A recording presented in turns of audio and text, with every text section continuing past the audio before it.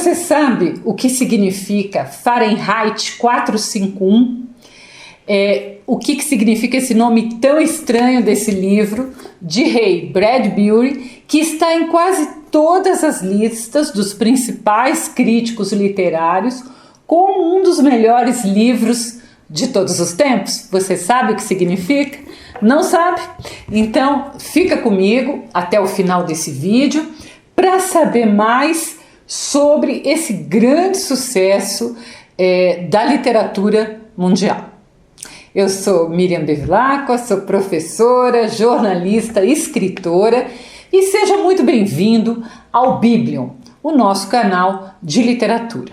Não se esqueça, se você gostar do vídeo, de deixar seu like, de se inscrever no canal, de compartilhar coisas que todo youtuber lhe pede e, claro, é tão importante para a visualização do canal, principalmente um canal de literatura, né, num país como o Brasil, que lê tão pouco, o que é uma pena, né? Então vamos divulgar literatura, vamos falar de livros, vamos fazer com que as pessoas leiam mais. Eu vou começar falando sobre essa minha edição, né, que é nova. Eu tinha um outro Fahrenheit, mas eu nem sei onde está. E essa edição, ela é da Biblioteca Azul, que é uma subdivisão da Editora Globo. Se você me segue aqui no canal, sabe que eu sou sempre uma defensora, né, de se comprar livros baratos, né, principalmente em sebos ou edições de bolso, pois com o dinheiro de um exemplar você consegue às vezes comprando mais barato, comprar dois e às vezes até mais de dois. É claro, gente, eu tenho essas edições todas aqui que eu comprei há muitos anos, quando eu trabalhava na Editora Abril como jornalista, faz muito tempo, né? E todo mundo adora ter edições bonitas e tal. Mas nós não podemos esquecer que o mais importante não é o livro, a materialidade, né? É a história. Então, eu defendo, mas hoje eu tenho que me render a esta edição de Fahrenheit 451, porque além de ser bonita, ela é capa dura, né? O papel tem uma excelente gramatura, ela é rica em outras coisas. Por exemplo, aqui no final, eu não sei se vai dar para vocês verem, ele tem várias capas, né? De livros de publicação do Fahrenheit 451 em outros lugares do mundo. Mas o que eu mais gostei foi que tem vários textos extras, como o prólogo que o próprio autor fez para edição de 1993, em que ele contava um pouco como foi o seu processo de criação, ou então tem textos de escritores importantes falando sobre o impacto, falando sobre Fahrenheit 451 quando eles leram, né? Tem um texto que é do Neil Gaiman, autor de Sandman. Tem um outro texto que é da Margaret Atwood, famosa pelo conto da Aya. Além disso, tem também um texto do Jonathan Eller. E quem é o Jonathan Eller? Ele é o diretor do Centro de Estudos sobre Ray Bradbury na Universidade de Indiana. Então, uma pessoa que tem um enorme conhecimento, tanto sobre o autor, como sobre essa obra que nós vamos falar hoje.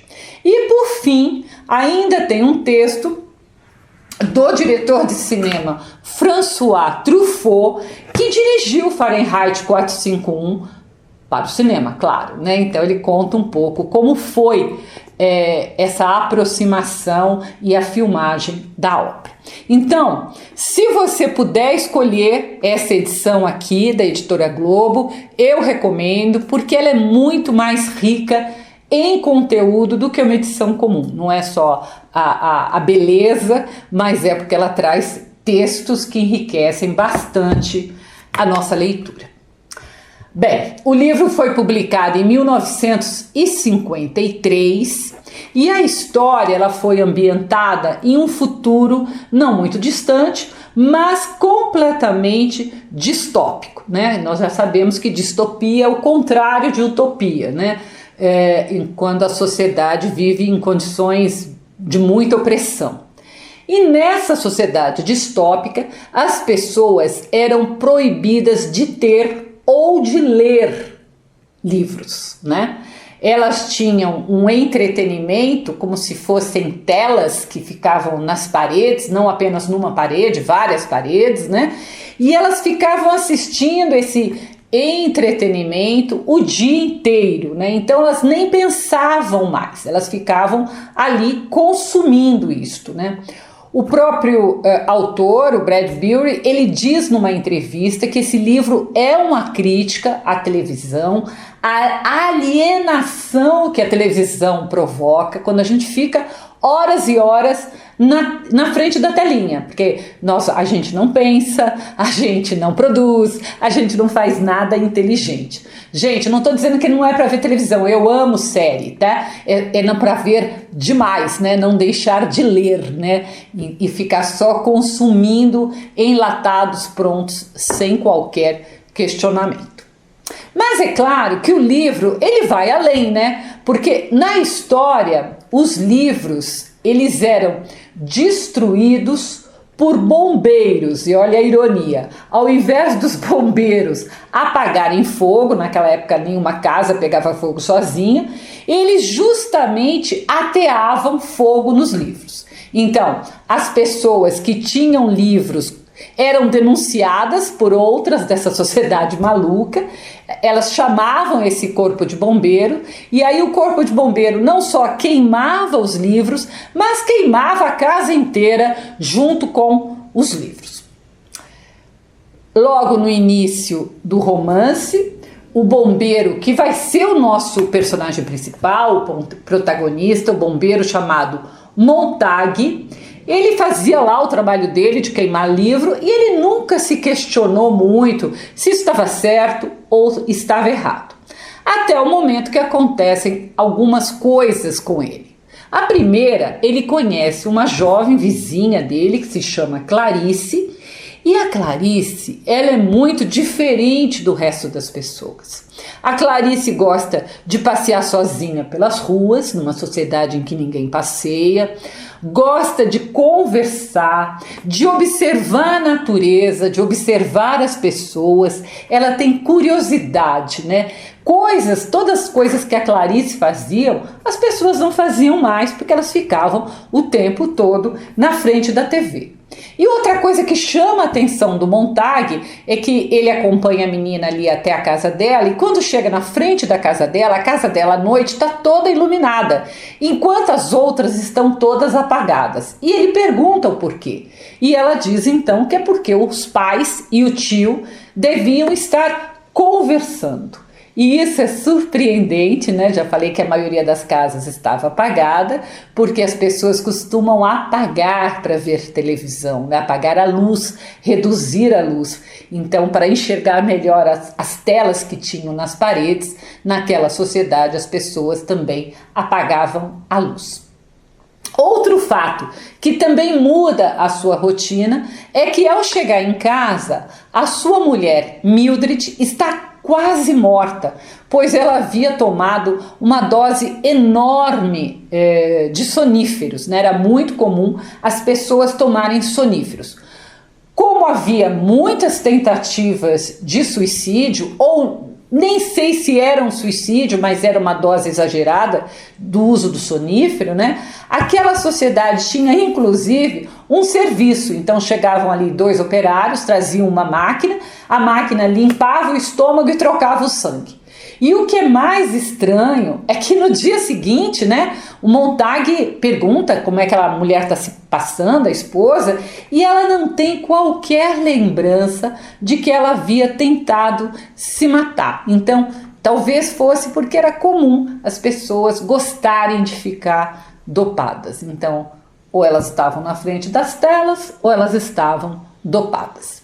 Por fim, um último fato é que Montague ele é chamado com o grupo dele de bombeiros para pôr fogo em uma casa. A proprietária da casa é uma velha senhora E, para surpresa de todos, ela se recusa a abandonar seus livros. Então ela morre queimada junto com os livros. Os bombeiros não deixam de põe fogo nos livros, na casa e na mulher também. Todos esses 3 fatos, né, eu não estou dando um grande spoiler, eles acontecem logo no início do livro e eles acontecem praticamente juntos.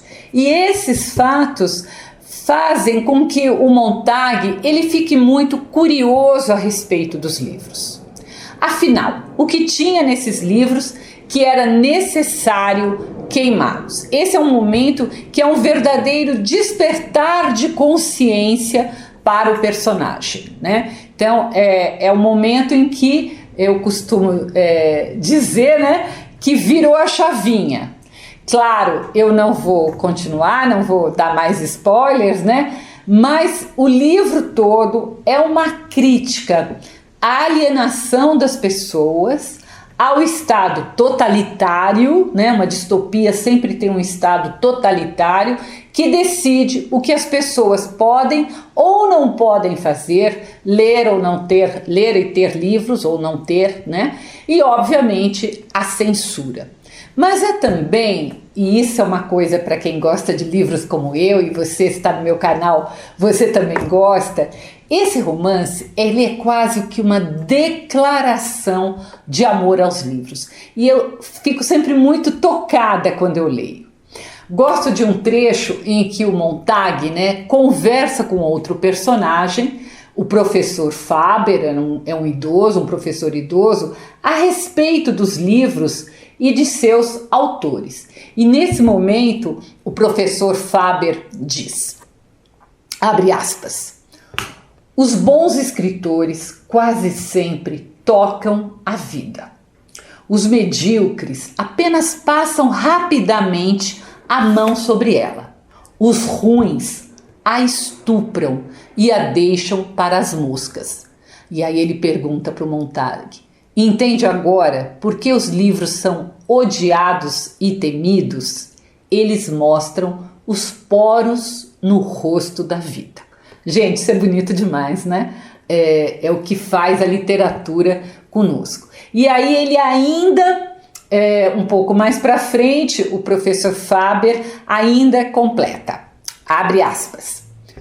Os livros servem para nos lembrar quanto somos estúpidos e tolos. A maioria de nós não pode sair correndo por aí, falar com todo mundo, conhecer todas as cidades do mundo. Não, a gente, numa vida inteira, né, gente? Nós não temos tempo, dinheiro ou tantos amigos assim. As coisas que você está procurando, elas estão no mundo. Mas a única possibilidade que o sujeito comum terá de ver 99% delas está num livro. Então, eu acho isso fundamental. Por isso que literatura não é para escola, literatura é para a vida, né? Como eu sempre digo aqui no canal, os livros, eles nos permitem viver outras vidas, de personagens muito diferentes de nós. E isso é um enorme aprendizado de empatia, porque ao perceber o que pensa uma pessoa diferente, ao se colocar no lugar dela, a gente cria empatia. E afinal, e o que significa Fahrenheit 451? Essa é justamente a temperatura em que o papel entra em combustão, ou seja, ele pega fogo. E por isso o título do livro, né? Um título muito, muito bom, muito original. O número 451, ele aparece no uniforme dos bombeiros, junto com uma salamandra. E por que salamandra, né? Porque na mitologia existia o mito de que as salamandras eram imunes ao fogo. Então era como se aqueles bombeiros colocassem fogo, mas eles tinham um poder ali de não se queimar. Uma curiosidade é que esse livro nasceu primeiro de um conto chamado O Bombeiro, né? chegou a ser publicado, inclusive, uma coisa muito curiosa, nas primeiras edições da revista Playboy, né? E sua grande influência, o autor cita isso em várias entrevistas, foi o livro O Zero e o Infinito, de Arthur Koestler, que também vale a pena ser lido, né? É claro, essa época do século XX tem uma grande produção de romances distópicos, então sempre um acaba influenciando o outro. Se você quiser ler essa resenha, ela está no meu site www.miriamdevilacqua.com.br. Nesse mesmo site eu publico crônica toda terça-feira, que é a minha maneira de enxergar o mundo, as minhas crônicas. Não publico nem dia de feriado, nem dia que eu tô com muita preguiça, porque eu tenho preguiça, como todo mundo, mas eu costumo publicar religiosamente toda terça-feira. Deixe seu comentário, se inscreva, dê seu like. Vamos fazer a literatura ganhar, né, muitos novos adeptos. Até o próximo post.